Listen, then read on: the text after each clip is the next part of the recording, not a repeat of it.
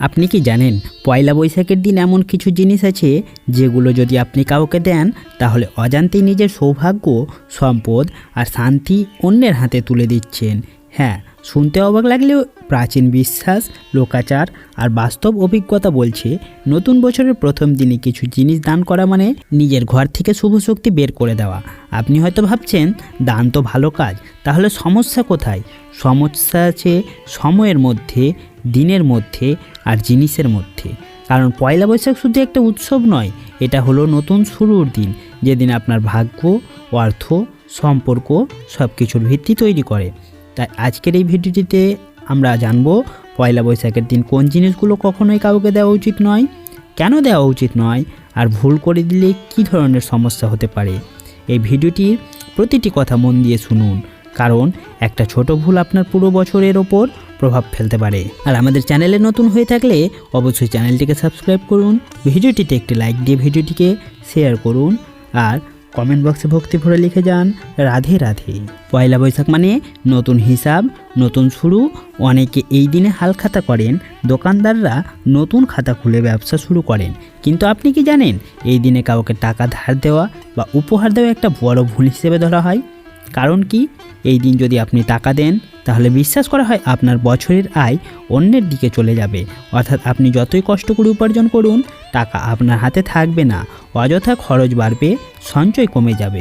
অনেকেই বলে আরে এটা তো কুসংস্কার, কিন্তু বাস্তবে দেখা গেছে যারা বছরের প্রথম দিন টাকা দেন তাদের আর্থিক সমস্যা বারবার ফিরে আসে।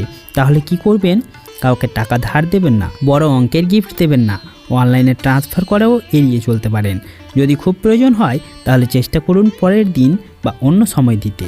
দ্বিতীয়ত, লবণ একটা সাধারণ জিনিস, কিন্তু এর সাথে জড়িয়ে আছে অনেক গভীর বিশ্বাস। পুরনো লোকেরা বলেন লবণ মানে সম্পর্ক আর স্থিতি। পয়লা বৈশাখের দিন লবণ দিলে কি হয়? ঘরের শান্তি নষ্ট হয়, অশান্তি বাড়ে।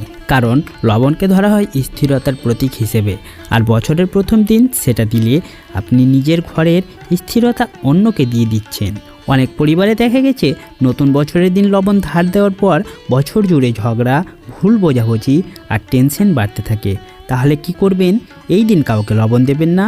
কেউ চাইলে ভদ্রভাবে না বলুন, প্রয়োজনে অন্য কিছু দিয়ে সাহায্য করুন। চাল মানে অন্ন, আর অন্ন মানে জীবন, আর অন্ন মানে লক্ষ্মীর প্রতীক। পয়লা বৈশাখের দিন চাল দিলে কি হয়? ঘরে অন্নের অভাব হতে পারে, পরিবারে সুখ সমৃদ্ধি কমে যেতে পারে।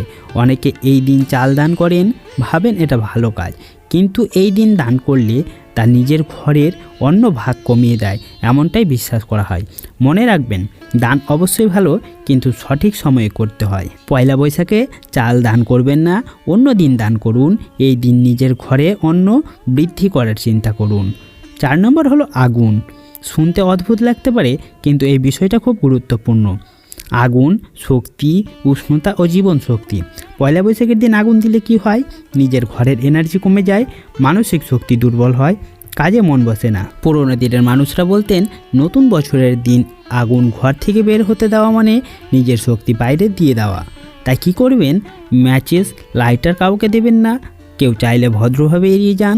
এই দিন নিজের ঘরের আগুন শুভভাবে চালু করুন। 5 নম্বর জিনিসটি হলো নিজের পরা কাপড়। পয়লা বৈশাখে নতুন জামা পরার রীতি আছে, কিন্তু অনেকে এই দিনে নিজের পুরনো বা ব্যবহার করা কাপড় কাউকে দিয়ে দেন।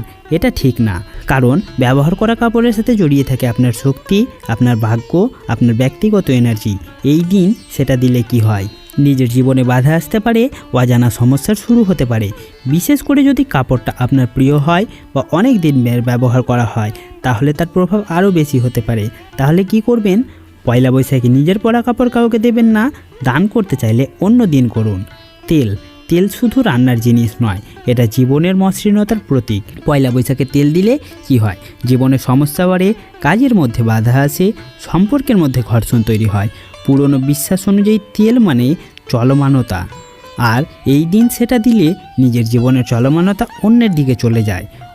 অনেকেই ভুল করে রান্নার তেল ধার দেন, মাথার তেল দিয়ে দেন। এটা এড়িয়ে চলুন। আয়না, এটা শুনে হয়তো আপনি অবাক হবেন।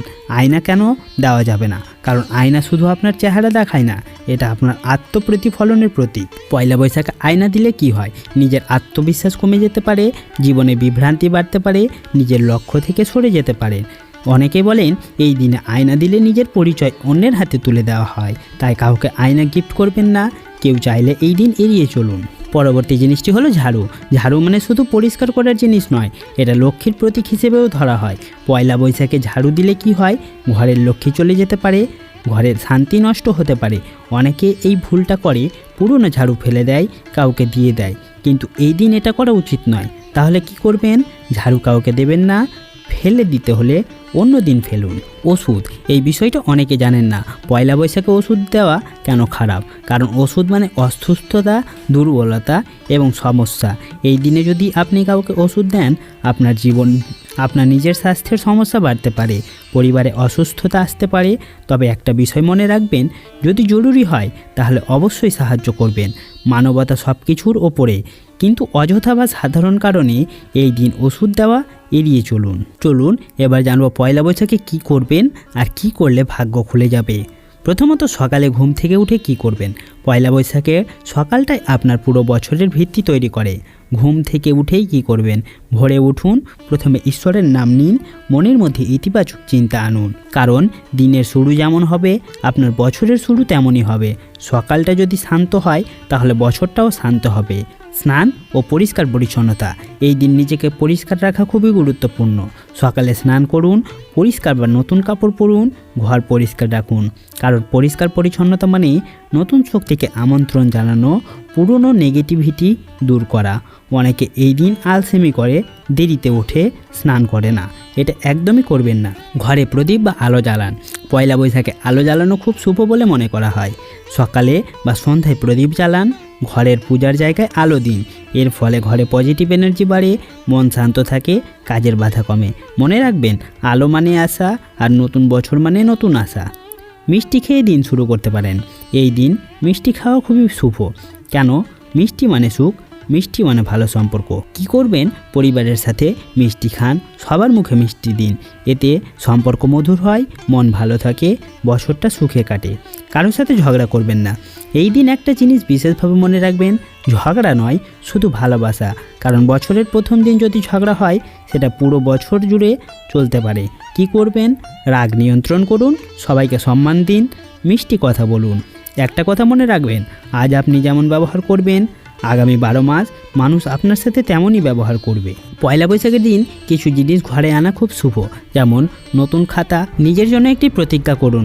নতুন বছর মানে নতুন শুরু, তাই এই দিন একটি প্রতিজ্ঞা করুন, আমি নিজেকে বদলাবো, আমি ভালো কাজ করব, আমি নিজের লক্ষ্য পূরণ করব। কারণ এই দিন করা প্রতিজ্ঞা মনের গভীরে বসে যায়, আর সেটা আপনার সারা বছর চালনা করে। ভিডিওটি যদি আপনাদের ভালো লেগে থাকে, অবশ্যই ভিডিওটিতে একটি লাইক করবেন, ভিডিওটিকে পরিচিতদের সাথে শেয়ার করবেন, আর কমেন্ট বক্সে ভক্তি ভরে লিখে যাবেন রাধে রাধে। ধন্যবাদ।